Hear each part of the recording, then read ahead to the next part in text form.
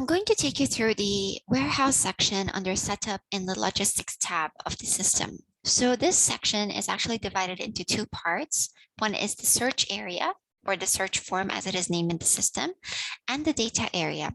So the search form area, or the search area of the screen, is basically allowing you to search for the specific warehouse through the long list of data that has been previously inputted in the system.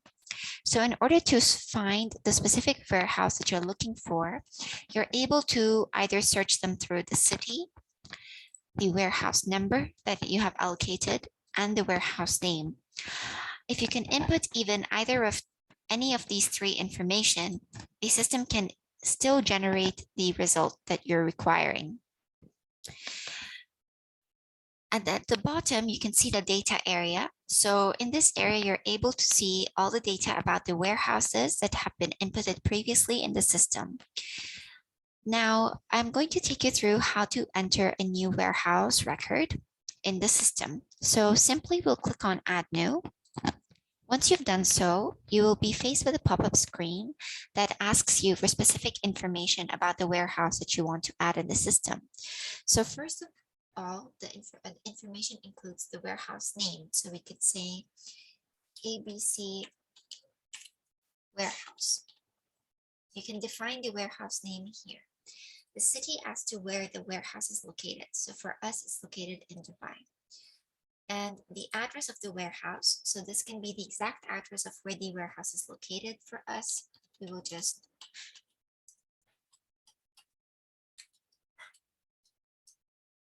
enter the address.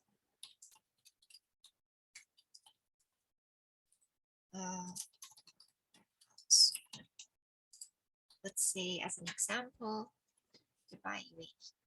And then we will click if this is a default warehouse, whether we'll use the same warehouse for all the other records that we want to enter in the system. If that is the case, then we'll click on the text box. If not, then we will deselect it as it is now. And then we'll click on Save.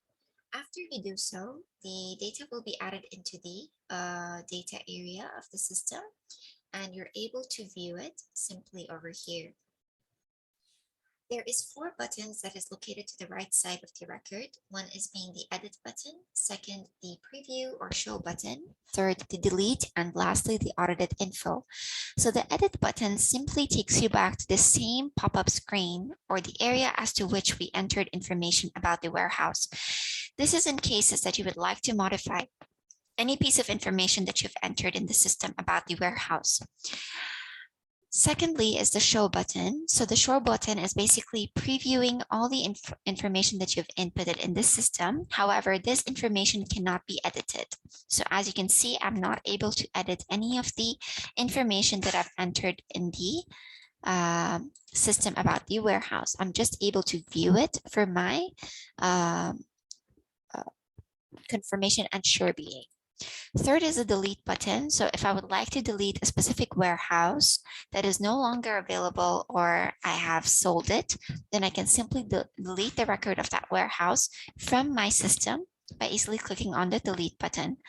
And lastly is the audited info. So the audited info button will basically show you and give you information about the users who have had access to the specific record that you're currently viewing.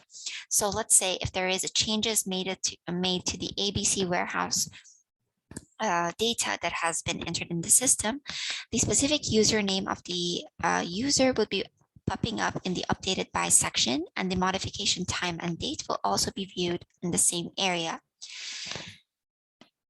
Now that you have a clear idea about how to enter a new warehouse in the system, now you're able to export this information in an Excel sheet format. So how you can do so is by clicking simply on our Excel button.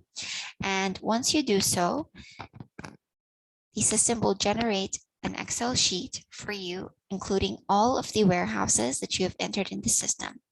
So you can use this data for your own references. You can edit any data in them for your own revision.